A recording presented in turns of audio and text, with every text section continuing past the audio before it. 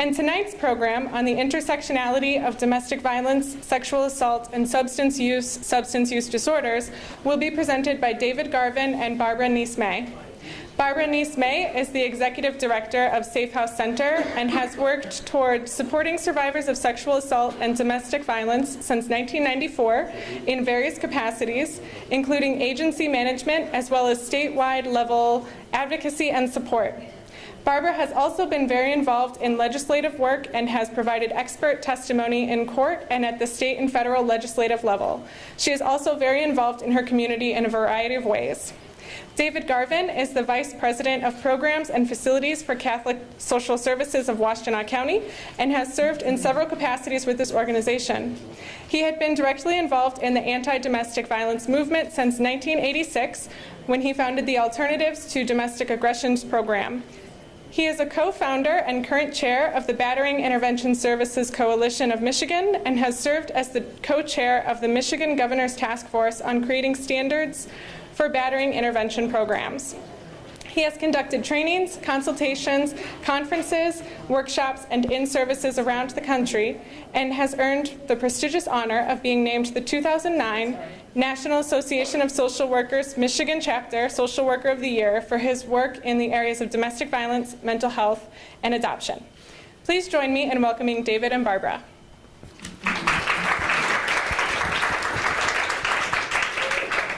Thank you, Emily, and thank you to Dawn Farm for continuing to cover this important issue. And Barbara and I don't get a lot of chances to work together in this kind of capacity, but we do a lot of work in the community, and we're happy to share that with you this evening.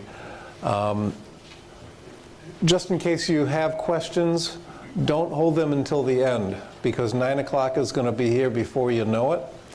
And we would be delighted to have your questions during the session. If we want to finish, we'll manage the time the best we can.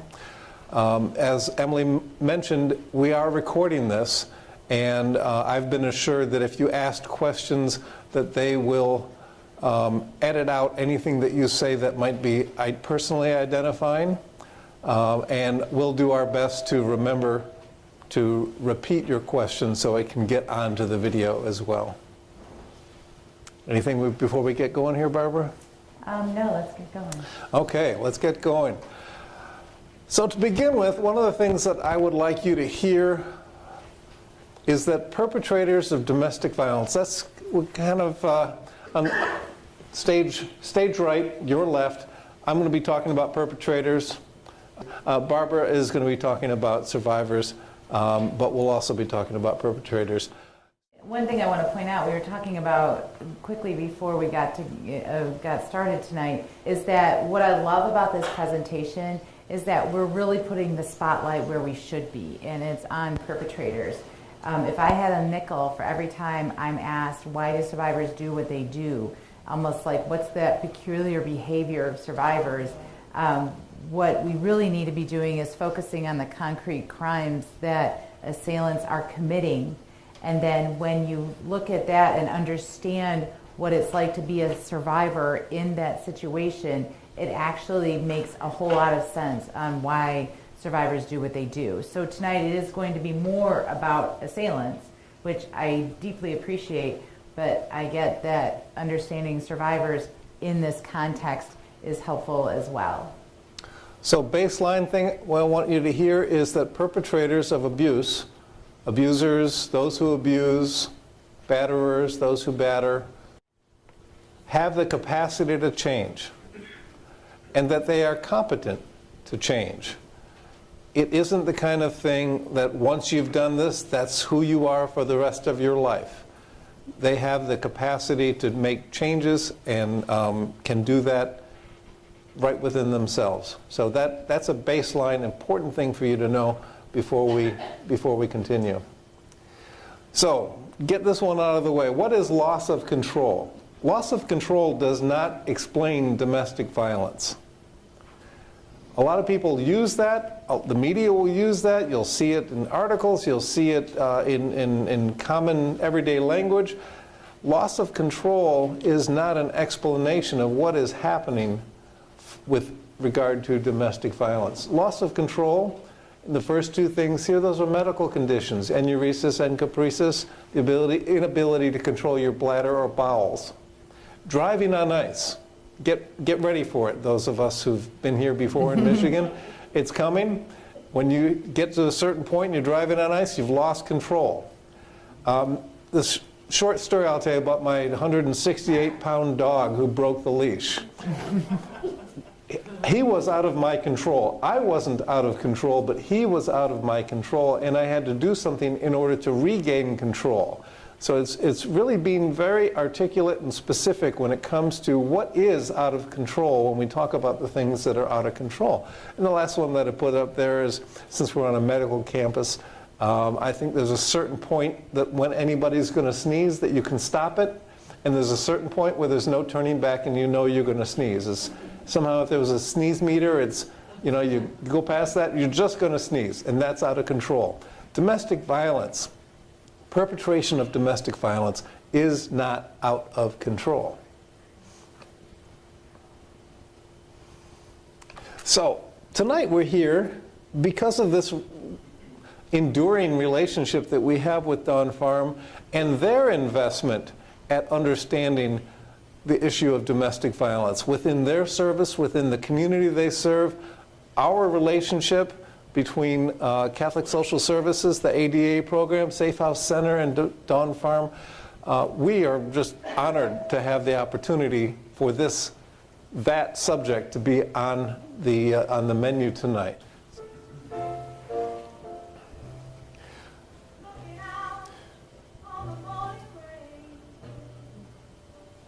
We all know that song. How many of you have been to a karaoke bar?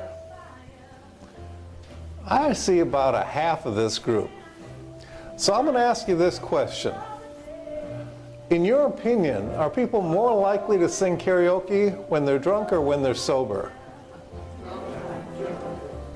Then I'll ask you this question. Do you think that intoxication causes karaoke? Okay, so let me ask you, what just happened in the room? When I asked that question, what happened? Right, there was laughter. Why was there laughter? It's ridiculous. Because it's ridiculous. It is absolutely absurd, the question that I asked you. So my question for all of us is, what would it take for our response to the connection between domestic violence and intoxication to have that same response? For people to say, no, it doesn't cause it. That we would laugh in response to somebody saying, I did that because I was drunk. We don't yet have that response. And part of our reason for doing this is we want to push that towards that.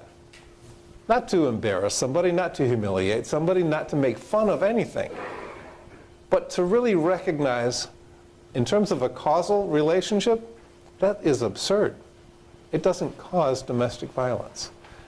So it's not enough for us just to say that to you tonight. We want to prove it to you until you're happy and satisfied. Domestic violence and intoxication are two separate problems. It's no mistake here that we are on a medical campus and we're showing you some medical things here, but you can have a broken leg and strep throat at the same time. Both of those are going to be pretty important, right? And if you get your leg set like that one there with that steel bar and 7 screws, you probably got some healing to do. Is that going to do anything for the strep throat? No. It didn't cause the strep throat. So fixing one won't cure the other. You have two things that need treatment in this case. And that is the case with domestic violence and substance abuse. So this might be a little hard given the lighting up here, but can you, sitting in the front there, can you tell me what you see? Disappearing dots. You see disappearing dots, and what color are those disappearing dots? Gray. Purple. You see purple. Does anybody see anything besides purple? Some people see green. Do you see green? Not sure. The longer you look at that, you will be able to see it. Nothing is changing. I'm not clicking any buttons. And this is just a fun way to point out that something can be there even though you don't see it. Oftentimes, we assume that the only things that we see are what is actually there. And for those of you who are having trouble seeing the green dots, if you focus on the plus sign in that, that will help your eyes focus and be able to see the green dots. There are, right? You got it. So two things are happening at the same time. Just another way to talk about domestic violence and substance abuse. Two things are happening. Even though you don't see it, two things are happening. So let's think about this for a second. Let's walk through this. There's two circles up here on this slide, a red one, blue one. One of these is bigger than the other. How many of you, in looking at that, think the red one is bigger than the blue one? We've got about 10 people. How many of you think the blue one is bigger than the red one? About another 10 people. And those of you who are in the middle, what do you think? Same. Well, you know what? You're right. They are the same. I'm telling you that because this next slide is about lying and deception. And the way that lies grow and survive is that we repeat them. If you want something to seem more like the truth, you say it with authority. In this case, when it comes to domestic violence, what if somebody told a lie that alcohol or other drugs cause domestic violence or sexual assault? Here's the question.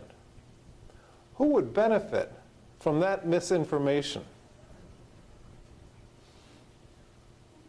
Who would be harmed by that misinformation? That's going to help illuminate this issue. Who would benefit from that are those who perpetrate it. Who would be harmed by it are those who are harmed by it. The children, the adult survivor. I would also suggest to you that perpetrators are harmed by it, not directly like we think of, but in terms of their humanity, I think that is harming to them. So we have a lot of these things that we hear a lot. We hear that we only use 10% of our brain. We've heard that so many times that we actually think it's true, and then somebody came along and said, well, you know this guy Albert Einstein, he used like 15% of his brain. And we all believe that because he's a smart guy and he's at least smarter than we are, but did you ever wonder how they figured out what our percentages we used? Did they hook us up to some kind of brainometer? Or how on earth did they figure out what was going on with Einstein's brain post-mortem? Eating carrots improves your eyesight. Well, my mom said that, and her mom said that, so it must be true. All of these things that we hear and we repeat are false. Just like domestic violence is caused by intoxication. That is false.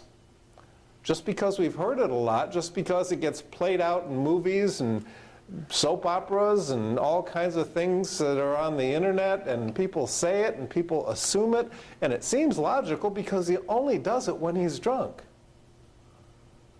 It doesn't cause it. So what is domestic violence? So we've talked a little bit about how assailants act, but what's really important is to understand the core of domestic violence. And it's a pattern of coercive behavior used to control an intimate partner. And for a moment, focus on that statement. I think we all have had situations where we've treated somebody that we care about not well. I mean, I can stand up here and say, absolutely, I have done that. You know, in fact, I'll let you in on a secret.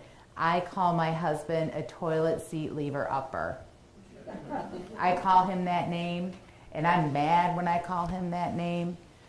However, he never has the fear that I'm trying to have coercive behavior in order to control him. Don't laugh. But that's how it works, is that if you look up the power and control wheel, which I think is in your packet, or you could pull it up on the internet, there are different dynamics on that power and control wheel, and they're actually called tactics. And they are ways in which an assailant uses to control their partner. And it's a pattern. It's something that happens over and over and over again. It's of varying intensities, but if you were to look at what happened 5 years ago versus what's happening now, usually the trend line is that it's getting more and more intense over time.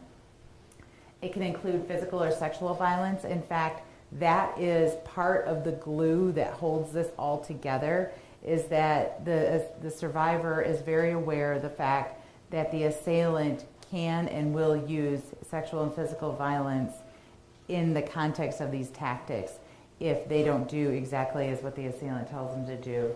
And going back to the numerous power and control tactics, that could be anything from economic control, using the children, minimizing, denying, blaming.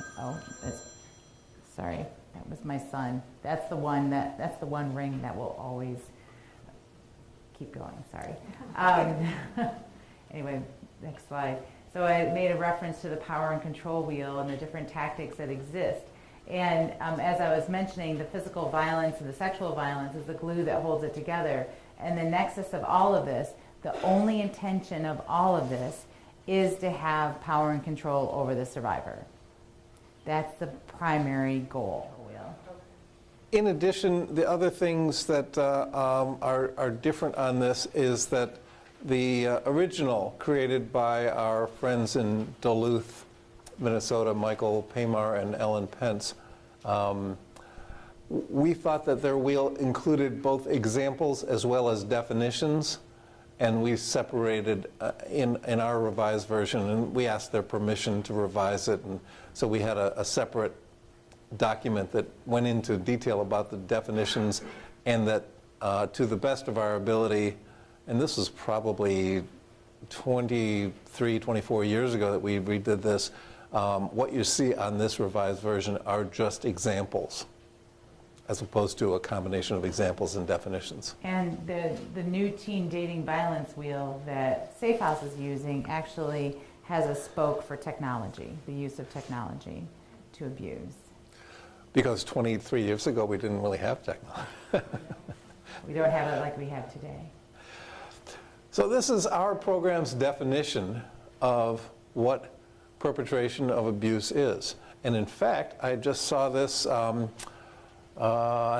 forget what state it was, but one of the state standards for battering intervention just adopted this definition also, is that it is instrumental, strategic, and purposeful behavior designed to bring about an outcome. There isn't anything up there in that definition about intoxication, about being angry, about having a bad day, about getting on my last nerve, about pushing all my buttons. This is just specific about strategy. And when you heard Barbara talk about the power and control wheel and the tactics, another way to think about tactics are strategies. There's strategies to get her to do something, or strategies to get her to stop doing something. And something I'd like to add to this, when I was first learning about assailants, the thing that stuck with me all the way through my career is the fact that he was talking about how David is convinced that assailants can change. They absolutely have the capacity to change. And it's because it is a learned behavior. Because it's a learned behavior means that it's not something that's caused by substance abuse or mental illness or any of these or stress or something like that. Because I remember when I first got into this work, I thought, oh, they're just stressed out, or they're this, or they're that. And I'm realizing, no, this is behavior that they learned along the way, and Dave would be a better expert on, because when people are saying, is it more the home or society? And I have my theories, but he's the expert. And because it's a learned behavior, this is what happens and why it can be unlearned. And so what I want to be clear and always say is, because he has the capacity to change doesn't mean that he will change. And I should also say this. Tonight's focus is primarily on male perpetration of heterosexual interpersonal violence. Domestic violence does take place in LGBTQ relationships. We're not here to talk about it tonight. We're also not here to talk about when women get arrested for perpetrating domestic violence or for what we call using force. Our focus tonight primarily is on what happens the majority of the cases. So in case you're wondering, what about, our focus is really honed in on this, on the most typical form of domestic violence. So what is sexual assault in an intimate relationship? It's basically people who are in an intimate relationship and sexual assault has been committed. Some people think that because you're in a committed relationship or because they've had sex before, or because they're married, that it's not sexual assault.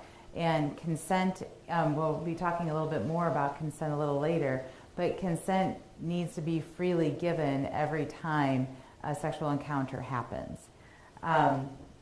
Sexual assault happens by known assailants mostly, and by about 80%, a person in position of authority or power.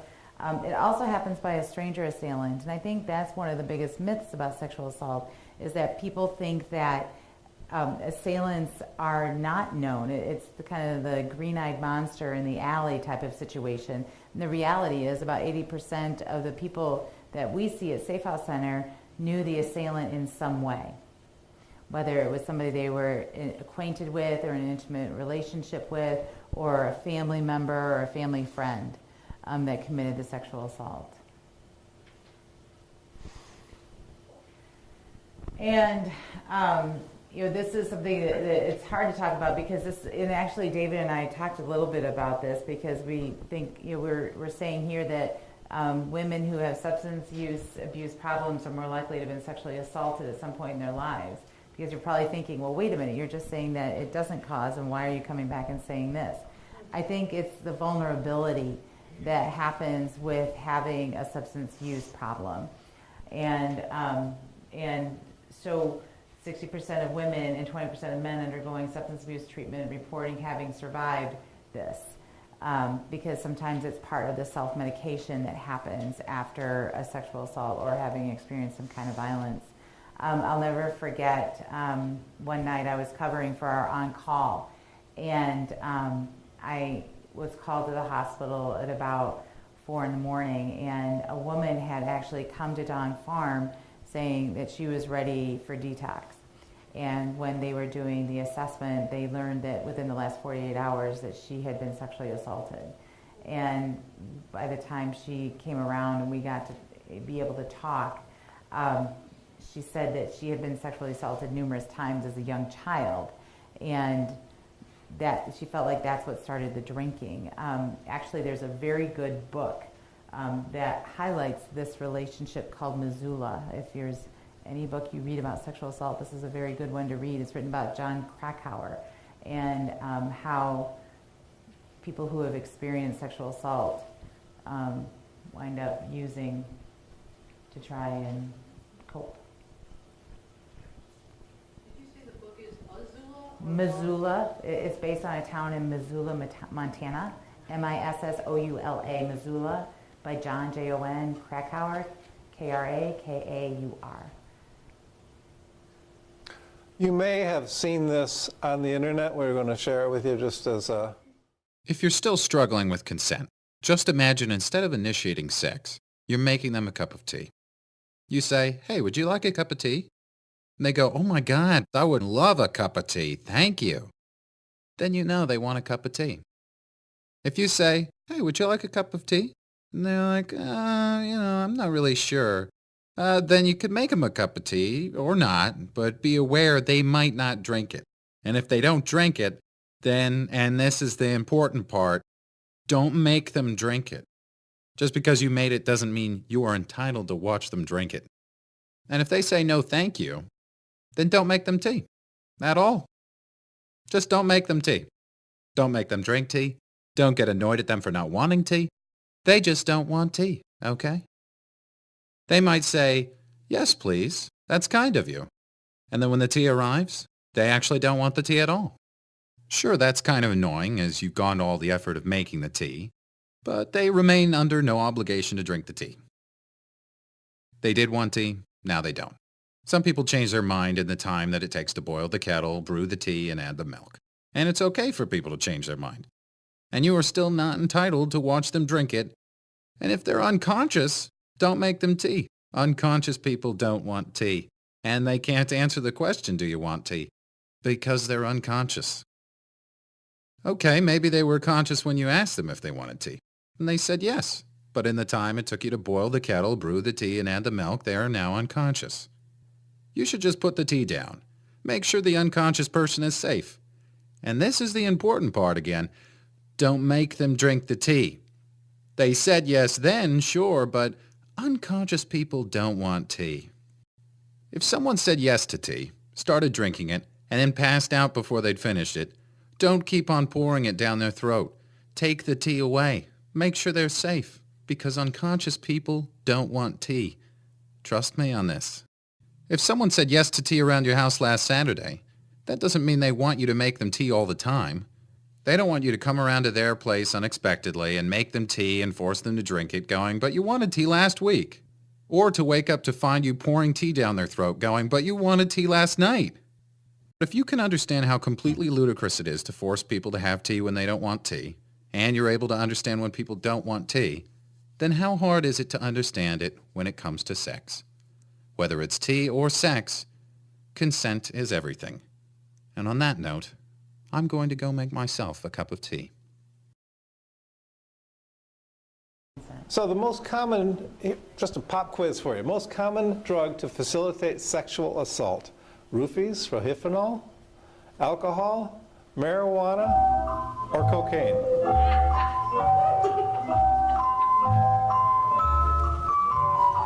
Who's got an answer?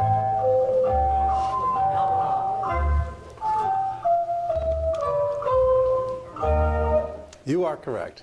Alcohol. Roofies get all the publicity, but the most common drug for alcohol for facilitated sexual assault is alcohol. So perpetrators might get drunk in order to justify doing what they did. Why? Because most people know that we live in a world and in a country that forgives intoxicated behavior more than we do sober behavior. When we see people from Hollywood having trouble, what's the first thing they tell us? And I'm blanking on the woman who didn't want to go to rehab. What was her name? Amy Winehouse. Amy Winehouse. Yeah, you're right. No, don't want to go to rehab. But that's what people say, because then we say, aw, and we give them a break. We're supportive of them, and we should be. But perpetrators of domestic violence are banking on this because we do live in a world that generally forgives intoxicated behavior more than we do sober behavior. Question is, for those of you who come from the medical model, you know this one well. You got two things going on here: addiction, domestic violence, sexual assault. Which one's primary? How do you figure that out?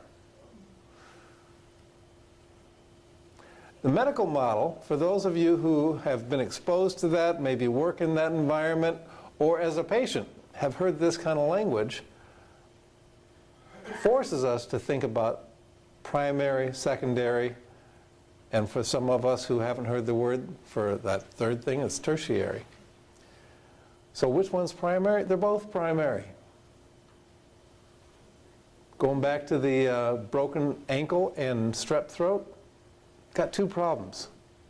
We don't have to wait for the ankle to heal before we can give you some kind of treatment for your strep throat. I'm assuming that you're saying, do I agree that addicts can't change the fact that they're addicted to their substances, and that perpetrators of domestic violence have the capacity to change? Is that fair to say? Yes, I think both of those things are present.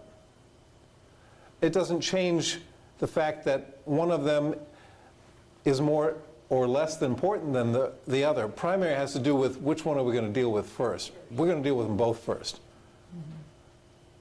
That's more the issue than... And you can deal with them both at the same time. I think it's perhaps a myth that you have to deal with one in order the other to get right. You need to deal with them both at the same time. There was a thought a long time ago Yeah. that, Like 20 years ago. that came out of oftentimes drug and alcohol treatment programs, that in that first year you shouldn't really make any changes, any major changes. And we've all heard that. If you're coming to this, you've heard this before. I'm not telling you something you don't know. But for example, is cessation of perpetration of domestic violence something that we think we should put off for a year? Is it a luxury that he can afford for her to continue to suffer while he gets his recovery together in this first year? And we've had many conversations about this with leadership and staff at Don Farm, and all of us came to the conclusion, no, we don't have to do it. We don't have to wait for a year. If there's any waiting, it's very short, and it's probably tied into like the detox period where we just want to get somebody medically stable before we start having those intervention conversations. And there's always the conversation about how to keep her safe. Exactly. SafeHouse is brought into that conversation. So then if you think about this, what is the most accurate statement? He assaulted her because he was intoxicated. He assaulted her while he was intoxicated, or he assaulted her in spite of being intoxicated. Three very different ways to conceptualize this. And what I want to have you walk away with tonight is a clear understanding that we are suggesting, more than suggestion, we are giving you what we believe to be a fact, that he assaulted her in spite of being intoxicated. That when you are intoxicated, it's difficult to do things.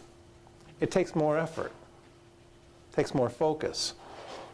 It takes more just physical ability to do something when you have the debilitating nature of being intoxicated. And so he overcame that and assaulted her in spite of being intoxicated. So that kind of analysis, that kind of what I call clarity about this, means that we've worked through all of these things that are barriers that all of us have, because we live in a world that doesn't fully understand this yet. We live in a world that suggests that anger causes violence. I will tell you tonight very clearly, anger is an emotion, it's not a behavior. That's all that it is. Anger doesn't cause anything. And maybe the medical profession would disagree, and they say, well, it causes heart disease and all these kind of things. And okay, I'll go with that. But it doesn't cause domestic violence. Family history, some of the most durable cases of domestic violence, generation after generation after generation, I've learned about from doing this programming over the last 30 years. It doesn't cause it. There isn't anything in the genetic makeup that anyone has ever suggested that would be a gene for domestic violence. And for that matter, there isn't anything in a zip code. Because sometimes we hear people say, I've got a really bad temper. Who do you assault? Well, just my wife. You ever do that anywhere besides home? No, I'd get in trouble if I did that. You ever have a boss that you didn't agree with? Oh, my boss is a real jerk. You ever tell him? Oh no, I'd lose my job. Somehow, I just happen to lose my temper, which sounds like what happens with your car keys or your remote control. I lose my temper only at home. You know, it's only in this one zip code. No, it doesn't work that way. It's purposeful, instrumental, and strategic behavior designed to bring about an outcome. So up here is provocation, another perpetrator-friendly theory that somehow she caused it. She pushed his buttons, she poked him, prodded him, or made him do this. Another way to blame who is the victim in this case. Culture, mental illness, all of these things, they actually might be true. He might come from a home where there's domestic violence generation after generation. He may have been intoxicated. He may come from a family where they just don't communicate very well. Although I suggest to you that perpetration of domestic violence is a form of communication. And if you question that, think about that look that your mom or your dad had. They didn't have to say a word. Maybe it was your grandma. Somebody in your life, in my life, had that look. And they would give you that look, not say a word. And you knew exactly where you stood and what you should or shouldn't be doing. So poor communication skills, not so much. Maybe they're not communicating what we would like them to communicate, but I think they're effective communicators. So when you get behind this brick wall, which you weren't responsible for putting it in your mind about this, you grew up in a world, you live in a world that doesn't articulate very well about why does domestic violence happen. When you get behind that, you get back to this definition of instrumental, strategic, and purposeful behavior designed to bring about an outcome. It's very clear, it's very simple, but it's not enough just to be able to repeat that. I want you, I want me, I want us to be able to say it in such a way that it shows that we really understand that. All of those other things, they might be happening. They might be concurrent, like the broken ankle and the strep throat. Both of the things might be there, but one didn't cause the other. That's that question. The question was, and I have to keep reminding, I'm doing this as much for me and the video as I am for us right now, does alcohol remove inhibitions? There's actually an incredibly boring paper on this. And if you send me an email, it's not part of the materials that I made available here, because really it's if you have problems with insomnia, read this article, it'll knock you right out. But it goes into detail about the three theories that are often thought of that explain the relationship between violent behavior and intoxication. And the disinhibition theory is one of them. Social learning is another. And something that's called deviance disavowal is the third theory. And within this, a lot of the researchers, more degrees than all of us in here, concluded that the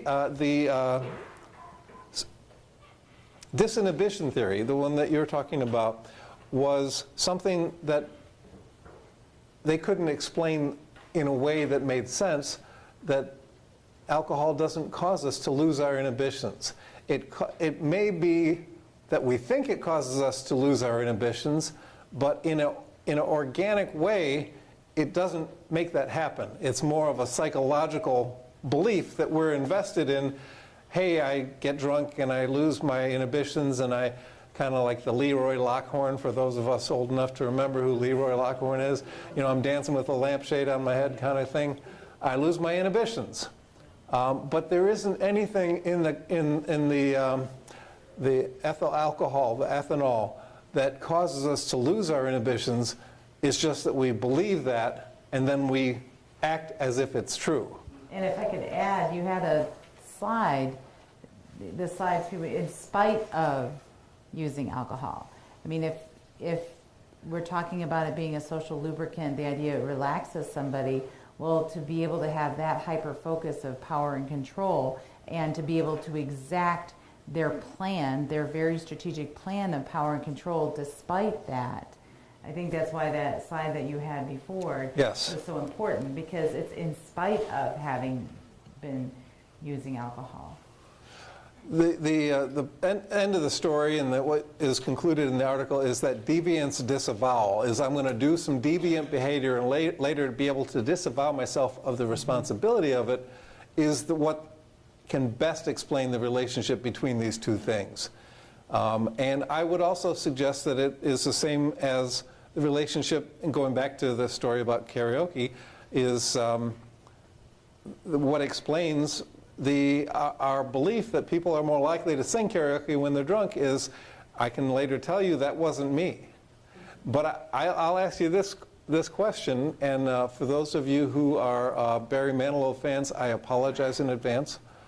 But whether it's Barry Manilow or some other type of music or singer, would you get so drunk that you might sing a Barry Manilow song? Would you get I mean, if you would never do that, could that happen? For those of you who might be vegan or vegetarian, how drunk would you have to get to be to eat a hamburger? You know, there's certain things that we know we won't do when we're intoxicated.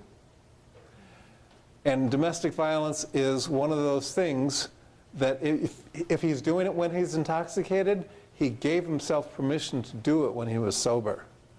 And it's part of that construct of, this is an okay thing for me to do under these certain circumstances. Hope that helps. I appreciate your question. So the causes of domestic violence. You've seen these kind of things before. This one's pretty straight ahead. There's only one color up. The cause of domestic violence is the person who perpetrated the domestic violence. And it doesn't hurt the matter that it takes place in the world that you and I live in, which is one that promotes, tolerates, endorses, condones, celebrates, and encourages violence against women. This individual actor is doing this on a stage where this is acceptable behavior. Yes, we want to live in a world where we say this isn't acceptable, but in terms of social ills, this isn't something that's at the top of everyone's list. We hope that it'll be. We hope and believe that you're coming here tonight is because you wanted to learn more about this. But part of the problem is the world we live in believes that domestic violence, and I'm going to say this with the air quotes, is just a woman's problem. It's not a social problem. It's not a public health matter. And we're here to tell you that it is a social problem. It is a public health matter. It is something that erodes our very culture. And you know, something I want to add to this slide that it just kind of washed over me is that at SafeHouse Center, we serve Washtenaw County. We have over 6,000 survivors of sexual assault and domestic violence come to us every year for help. Now, this is not to put David on the spot, but I think this is really important to point out. How many do you have enrolled in your intervention programs every year? And it's one of a few in the community, but... Probably 150. So think about a funnel where Barbara's talking about the top of the funnel being 6,000, and we're down at this little pinhole of a point here, 6,000 survivors.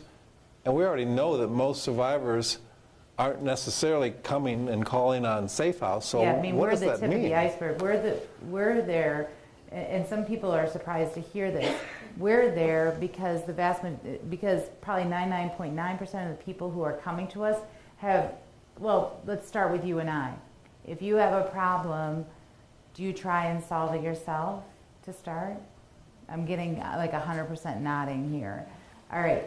That's the same thing with survivors. I mean, they do everything that they can to try and solve the problem themselves. They usually run out of resources or ideas on how to solve that problem, and that's why they've come to SafeHouse. So we still have thousands of survivors out in the community right now who are trying to fix this on their own because the assailant isn't choosing to fix it. And in fact, what's also another interesting fact about the people that come to David that I know I can share this is that 99.9% of them are court ordered to come. So that is correct. That even adds to that funnel.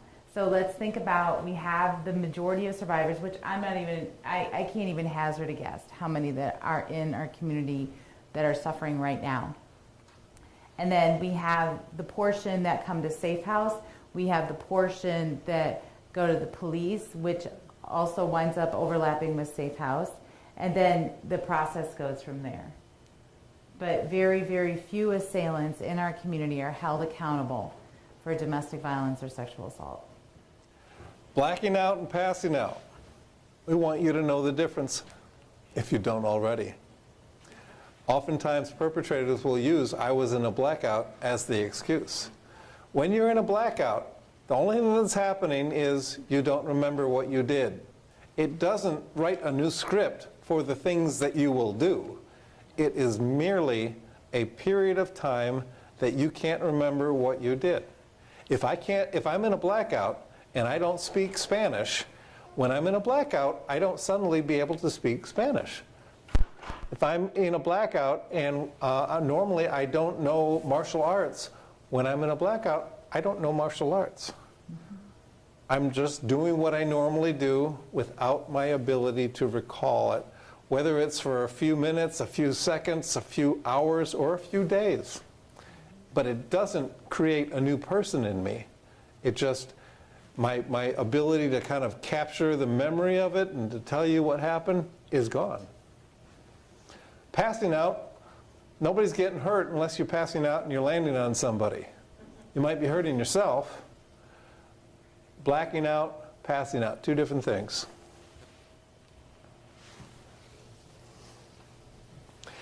Some of these things, in the interest of time, I want to make sure that you know they're in the slides. You're going to have access to these.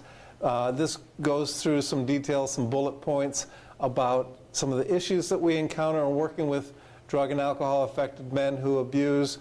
In general, their overall denial seems higher. They're typically better at lying and manipulating than using stories like, "I didn't come here for my drinking," or "I didn't going to Dawn Farm, I didn't come here for my domestic violence, I just want to deal with this one thing." But all of these bullet points will be available to you in the slides that you'll have access to. One of the studies, actually there's a number of them here, but one of the studies that I remember reading early on said about 85% of domestic violence cases involve where the perpetrator has been drinking, which is different than the amount of perpetrators who can be diagnosed with a substance use problem or disorder. Simply being drunk doesn't mean that you can be diagnosed as being an alcoholic. That's all that means. So more people are drinking when it's happening, but only a little over half of those have a problem that can be diagnosed with a substance use disorder. So when we talk about harm-facing battered women using drugs, there's a variety of things that happen and that we talk to survivors about. You can read them up here, but the biggest theme is impairment. It impairs her ability to leave. It impairs her ability to protect herself and her children. If there are illegal drugs involved, that puts her at greater risk and puts her in harm's way. It causes her to not to be able to evaluate how dangerous the situation is. She's not able to assess for herself the level of lethality that she is in. Oftentimes, survivors who have been drinking might have an elevated sense of self, and they think, "Oh, well, I can defend myself and I can take care of myself." And oftentimes they can't because they're impaired, and also they might be at greater risk of being hurt because they are impaired and not able to protect themselves even more so. And the biggest thing that we hear from survivors is that often it's a couples thing. When they come into SafeHouse, they say, "I really didn't want to get started down this path of drinking and drugging, but it turned into something that if I didn't do it with him, then he would get mad." And so she used it as a coping skill to not get more hurt. In her mind, she felt like she was possibly able to be safer if she participated in the activity that he wanted, if she participated as opposed to not participating and then getting hurt by that. And as hard as it is to understand, sometimes the safest place for her to be is right next to him. Because she knows exactly what he's doing, how he's doing it, what he's thinking, what's going through his mind. If I had a nickel for a lot of things, we have survivors who come and stay at SafeHouse for a couple of weeks, and we have survivors who come and stay quite a long time because they're ready to end that and move on.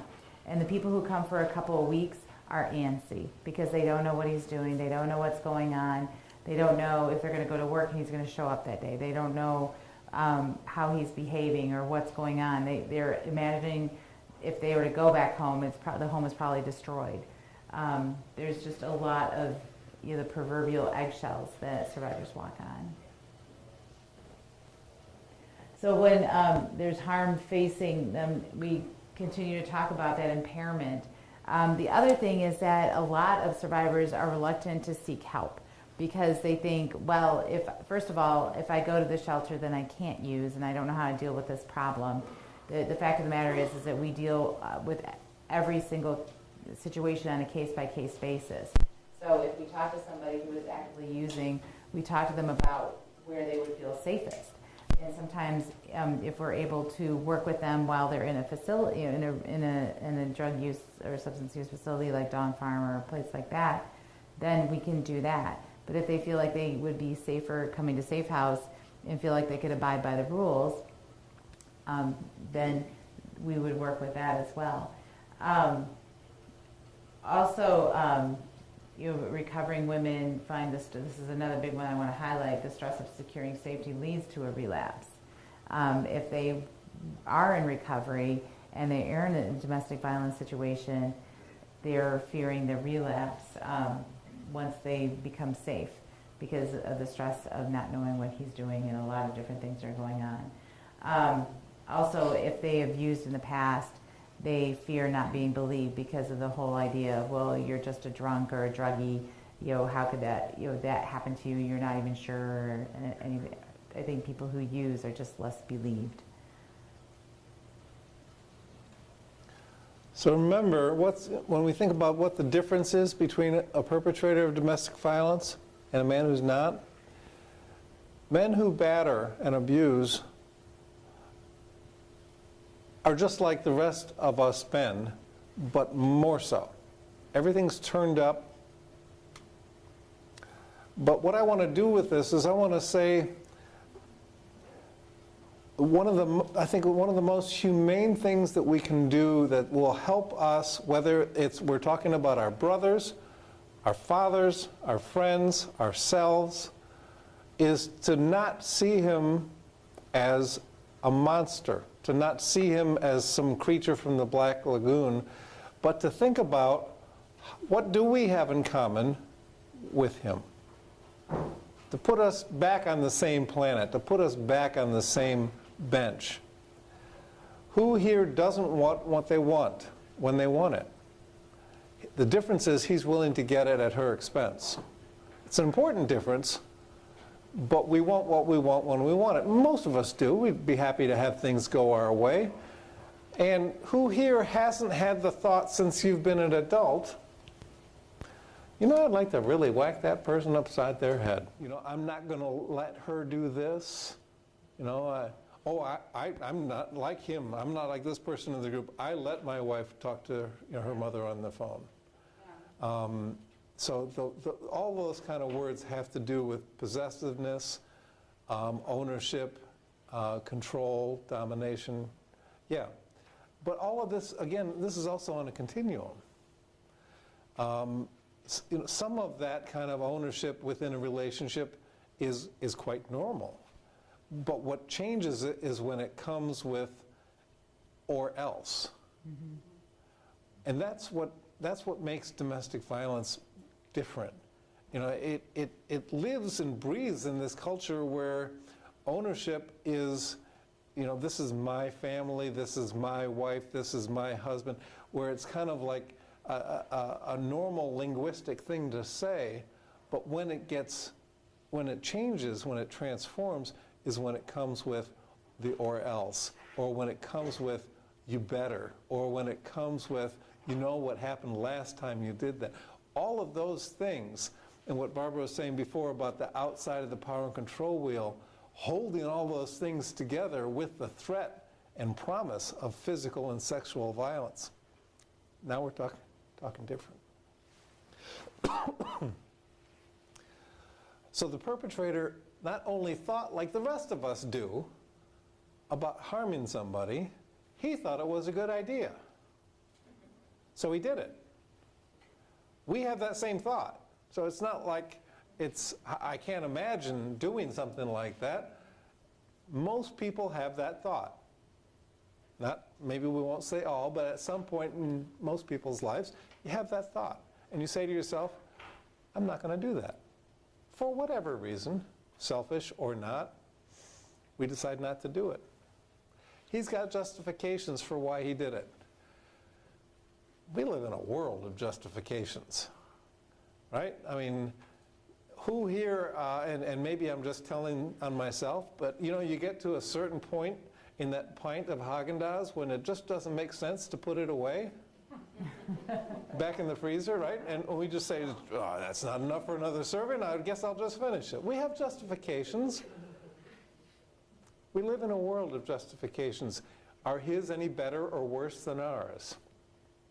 And I'm not trying to compare anything. All I'm trying to do with this particular slide and these questions is we're going to work in a better place if we come at this from you're human and I'm here to help you. I'm opposed to everything that you have done to your partner, to your family.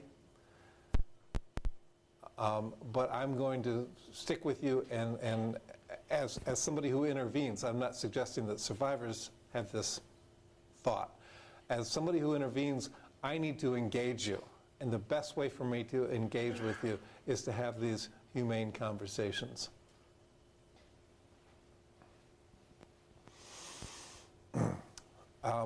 Again, some of these things you'll see in the slides. And we talked about this a little bit before, that battered women do talk a lot about how they use alcohol and drugs to self-medicate. And sometimes that turns into an addiction. Sometimes not, which is actually, I find, quite surprising. Sometimes we have survivors who come into SafeHouse, and once they're in a calmer setting, they don't feel like they need the drugs or alcohol, which is absolutely stunning. It's not that easy always, and I get that. But on the flip side, sometimes they come in and the desire for it is even more so. Also, battered women are disproportionately represented in the chemical dependency, and I would say the battered women, it's survivors of domestic violence and survivors of sexual assault. And I think the reason why is not because they're in an active situation in that moment, it's because it's happened to them in the past and they used to get over it, and now they're finding themselves in this situation. So they might have been assaulted 30 years ago, 20 years ago, 10 years ago, or last week, and that's why they're in this situation. Also, one thing that we have found over and over and over again is that when we talk to survivors who use, they feel like they're just not believed. They feel like if the police are called and there's a bloody mess at their home and they both have marks on them, they feel as though the police are less likely to believe them. Also, and also just the presence of alcohol worries survivors. I'll never forget, I testified in a case where a woman was arrested and taken to jail because her boyfriend had scratches on his arm. The story, you're thinking, well, if she assaulted him, of course she should go to jail.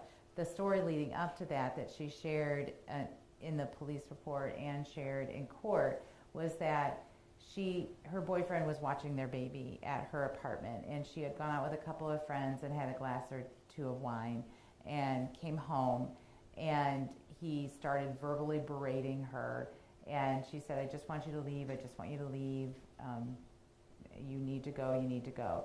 And he said, I'm not going to go because I'm going to call the police he said, if you make me go, this is what happened. He said, if you make me go, I'm going to call the police and say, you're at home drunk with our baby. And so two things just happened. One, he threw it in her face about the drinking, and that overlay of you're totally incompetent, and also that believability, because the reality is I have yet to find a police officer that would necessarily respond to that, because technically it's not illegal to be at home with a child and be drinking. And what happened was that she had this all thrown at her, and so he picked up the phone and started calling 911. She started scratching at him to get the phone. He would not stop, and then she also got malicious destruction of property because she was trying to distract him. She took his computer and threw it against the wall, thinking that would distract him from calling 911. She would have rather that he assaulted her than call 911 because she was worried about losing her baby.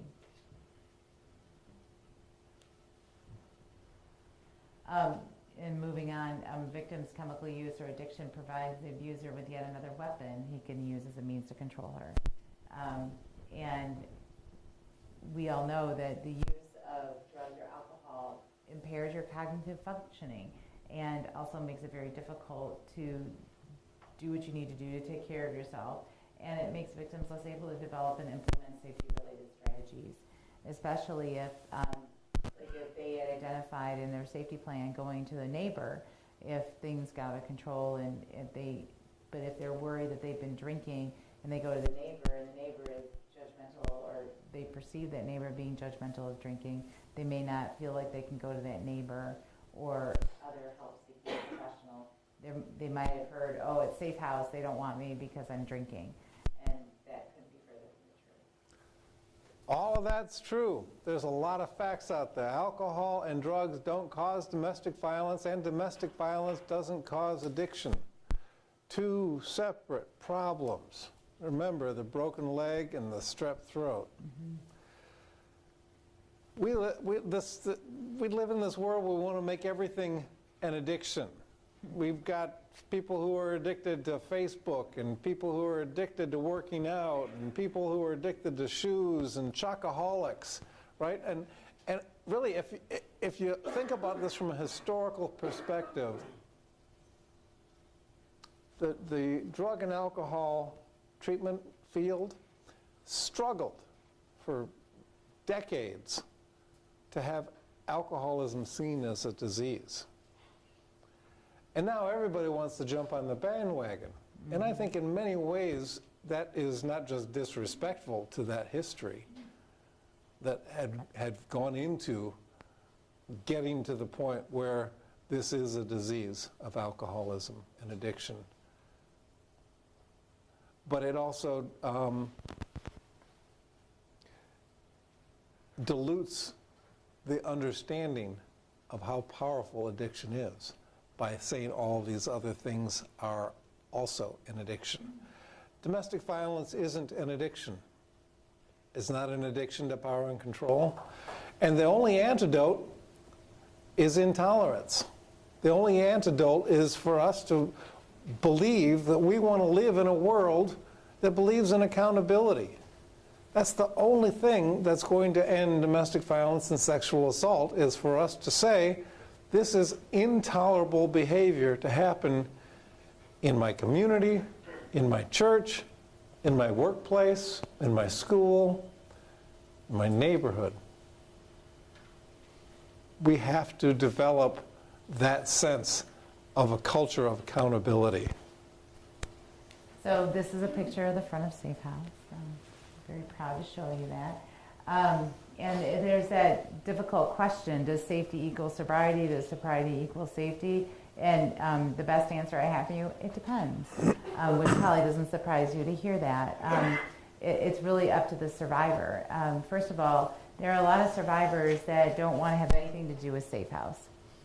They feel like I can handle this on my own, or you're going to have rules that I don't want, or I don't want to participate. I think the biggest part of it is that a lot of survivors have been living under this iron hand, the power and control that if they're ever able to get out of it, the last thing they want to do is to get into a situation where they even perceive somebody is trying to control them or have rules over them. The reality is at Safe House, we work with them in achieving their goals and share with them the experience of thousands of survivors behind them so that they can have more informed decisions. But sometimes we don't even get a chance to tell survivors that. That's generally what we do, and how to be in touch with us. If you do know someone who is, if you or someone you know is experiencing sexual assault or the effects of sexual assault or domestic violence, we want to be there for them, and I hope that you will be ambassadors out to the community saying that we're there to listen and to help. Some people think that we're there to say, well, you need to report it to the police, or you need to leave them, or you need to do this, you need to do that. We aren't directive. We're a support in survivors achieving the goals that they see they need to achieve. And at Catholic Social Services, we do a number of programs focusing on working with the perpetrator, the epicenter. We have the ADA program that you've heard me reference, Alternatives to Domestic Aggression. We have the Renew program, that's a program that specializes in working with women who've been charged with using force. And we also run programming at the Washtenaw County Jail for those who are awaiting sentencing or at some point along the adjudication process. So one of the things that we wanted to touch on also is, what does Al-Anon say about domestic violence? Al-Anon says that no one has to accept violence and that we all deserve to be safe. Al-Anon doesn't advocate any particular course of action. Just like Barbara was saying, that Safe House doesn't say, listen, you got to do this, you got to do that. Really, one of the things that is very common across the country with survivor service organization is options counseling. You know, if you want to do this, let's talk through what would it look like, what would you need to do, what would your plan be? If you want to do that, what would your plan be? What would you need to do? What would you need to have together to make those things happen? So empowerment counseling is about, these are your decisions, and we're going to support you in making the decision, whatever that is. So some of the conversations that we had early on with Dawn Farm were really fascinating about the things that we were hearing from the men in our program who were dealing with these two things. One was they were dealing with being newly recovering or even not new, but dealing with what they thought the 12-step programs were telling them versus what they were hearing in this particular program. So the issue of powerlessness, for example, is one of the ones that would come up, because I've got a slide here and a few that will talk about the first step. But in a battering intervention program, we're talking about power and control, the power that you have over someone and the information that might be coming to them from the 12-step in the recovering community is that you're powerless. So how do you deal with that kind of juxtaposed interventions or theories or conversations, and that sometimes that can create some confusion. So you have to be able to have those conversations. One of the questions that Barbara alluded to earlier is people want to know, why does she stay? That's the easiest question to ask, is to find a way to blame the victim. My suggestion is that let's go for, they got the $20 questions. Let's go for the $200 questions. Why does he stay? The question we should be asking, why does he stay? Well, the answer is he stays because he gets what he wants, because he gets to control the money, because he gets to make the rules, because he gets waited on, because he gets to be the boss, and he knows violence works. He knows that nobody knows about his violence, and his church members and his neighbors still like and respect him. He stays because the protective order won't be enforced, because he believes it's her fault, because he knows no one believes her. He knows that his community doesn't condemn domestic violence. As I said earlier, it's just a woman's problem. He likes getting free sex and housework on demand. He likes her income. He gets free child care. He stays because he gets what he wants and he's willing to get it at her expense. That's a much more interesting conversation, I think, than what's wrong with her. Why does she keep going back to him? And the answer to that is hundreds of things. But as we said before, that is the safest strategic place for her to be. So, oh, go ahead. Talking about how common domestic violence is, you know, we have statistics, and you know, and I can only really be concrete because I can count actually who comes to SafeHouse. I can absolutely count that, and there are lots of research studies that say, well, there are about this many, there are about this many. The tough part is how do you really count domestic violence? Because some of the research studies focus on people who you can have access to, but think about the people in our society that you don't have access to, and the inability to really understand. And they say, well, we do surveys. Well, how do you do the surveys? If you do surveys by phone, do all survivors have access to a phone? And if they do it door to door, how many survivors are actually going to answer the door if they're under that level of control? So I actually think that while we try to take a good gander at it, I think that the numbers might even be higher of who has been affected in their lifetime. The research that I'm familiar with suggests a range, and I think of it as like the conservative research says 25% of men have, will, or are perpetrating domestic violence. That's conservative. That's 1 in 4. Call the other side, the not conservative side of the research, they say it's 60% have, will, or are perpetrating domestic violence. This is physical assault domestic violence. And what you'll see when you look at that power and control wheel that's out here, and along with the cookies and all the other goodies, is most of the stuff on that wheel isn't illegal. Most domestic violence isn't illegal.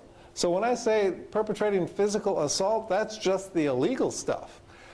So somewhere between 25% and 60%, and that's all the researchers that are out there, have, will, or are perpetrating physical assault. Pick your own number if you want to go somewhere in between. I don't know, what's in between? 43%, 43.5%. Whatever that number is, it's a lot. So I alluded to this earlier also. One of the ways to find out what is this relationship, because I only do this when I get drunk, is you look for the exceptions to the rule. If something is a rule, it's always going to happen. The rule of gravity, that's a law. If I drop that, if I let go of that, it's going to drop. That's a law. It's going to happen no matter where I am. As long as I'm on this planet, that's going to happen there. That's a rule. I get so drunk, there's no telling what I do. Who knows what I do? Let's think of something that you might do that you wouldn't do no matter how drunk you are.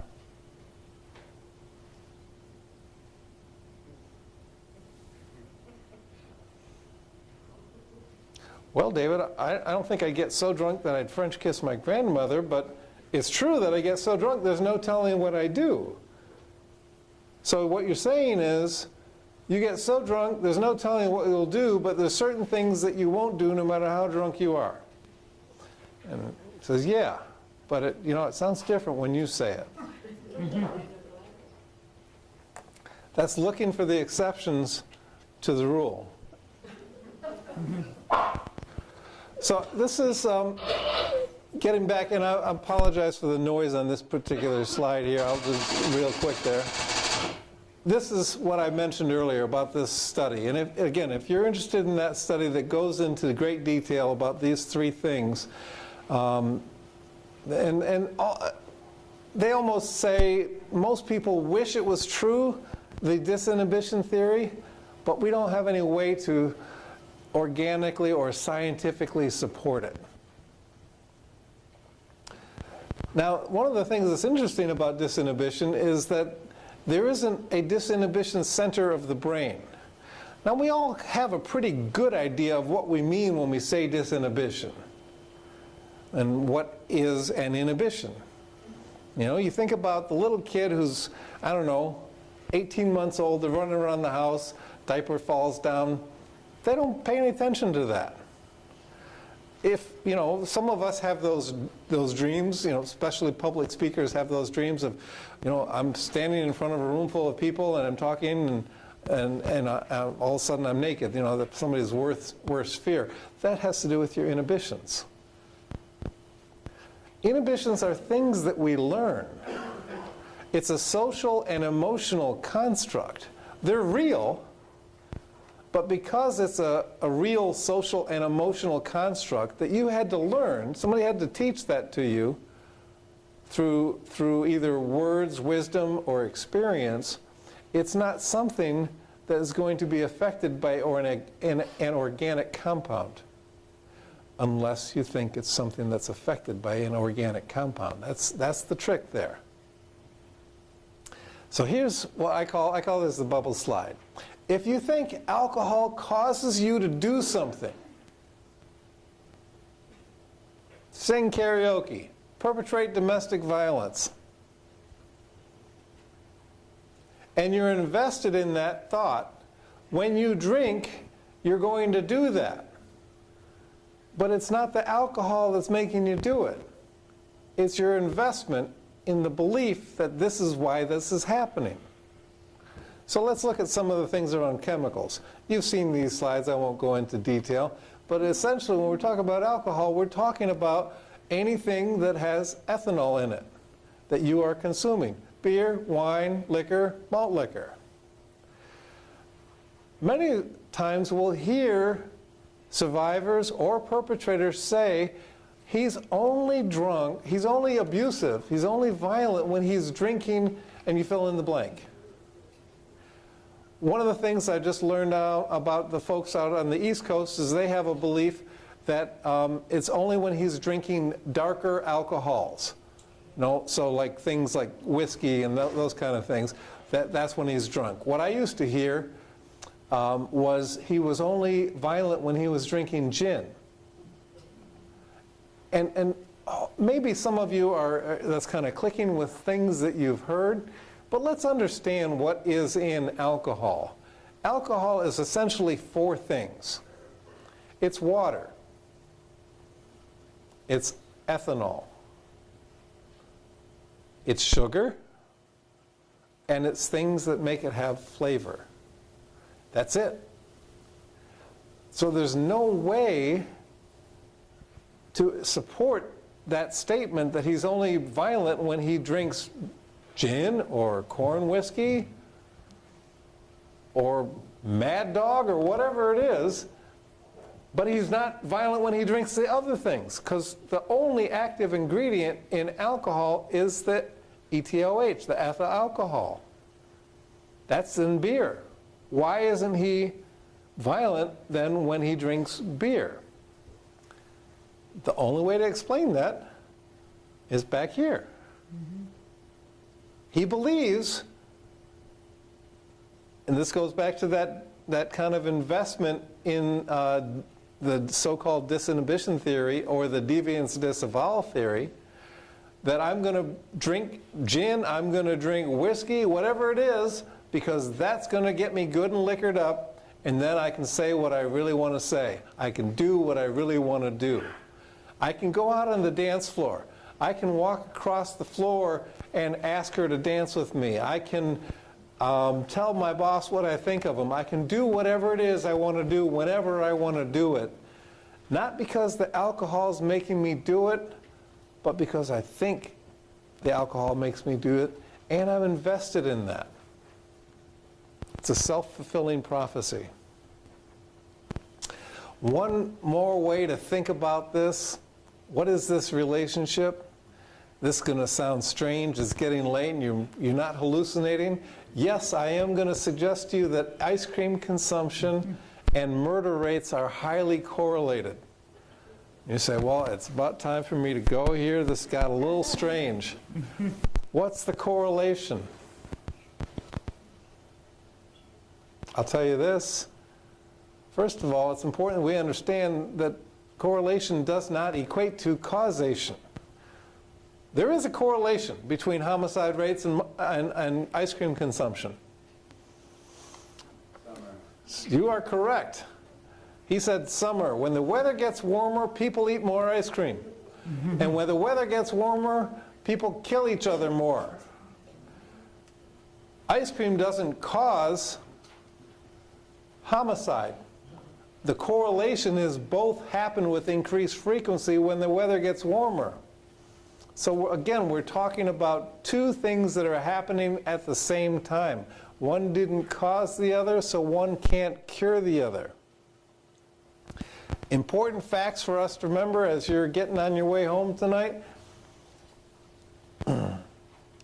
He may have grown up in a violent and substance abusing family. He believes that his violence against women is sometimes acceptable. He believes that alcohol and drugs can make him violent. He believes and is invested in his personal desire for power and a willingness to get what he wants at the expense of another person. These are the things that we want you to take home tonight. And when it comes to victim safety, this is paramount and extremely important. And a lot of people underestimate the survivor's knowledge of what it is that they need to do to stay safe. And everything from coming to a place like SafeHouse or calling the police or staying right next to them, as David suggested. And the interventions must account for the safety, whether they are in a domestic violence program, a substance abuse program, or not even participating in either one of them. And what's important for us to walk away with today is what are you doing to enhance victim safety? And if there are any questions about that, our website has our safety planning information. And safety planning includes before, if they are staying with the assailant, and we also have safety planning if they're leaving the assailant, because we recognize them go both ways. So once again, to safety equals sobriety, to sobriety equals safety. Another thing to keep in mind, those two things are both simultaneously happening. Abstinence and sobriety aren't sufficient conditions for her safety. One of the things that people find most surprising about responsible intervention programs that work with perpetrators is that our first goal is her safety. Yep. Our second goal is his accountability and stopping doing what he's doing and making these profound personal changes. But our first goal is her safety. In the last couple of minutes, I just want to leave you with this thought about powerlessness. The first step of the 12 steps, can I hear it?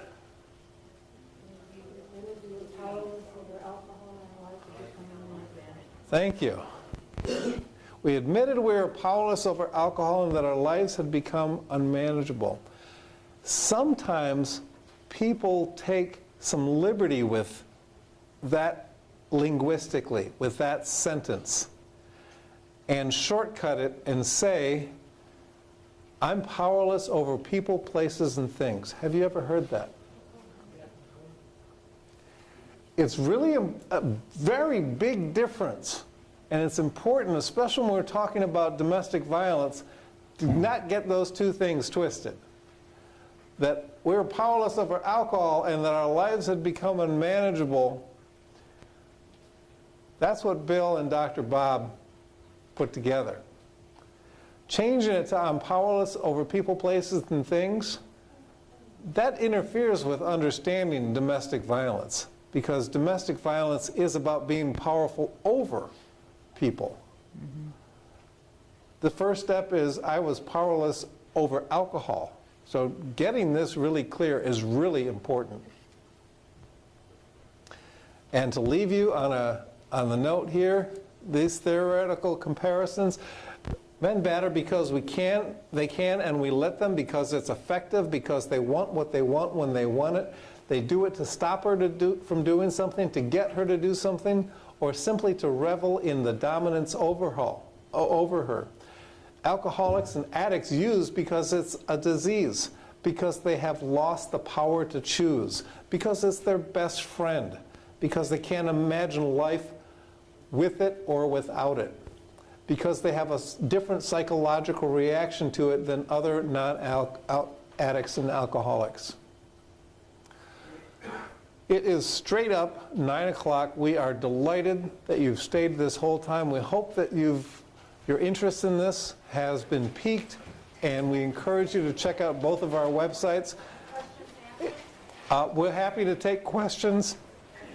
And again, don't forget about the evaluations and the treats that are out there. Thank you all very much. Thank you.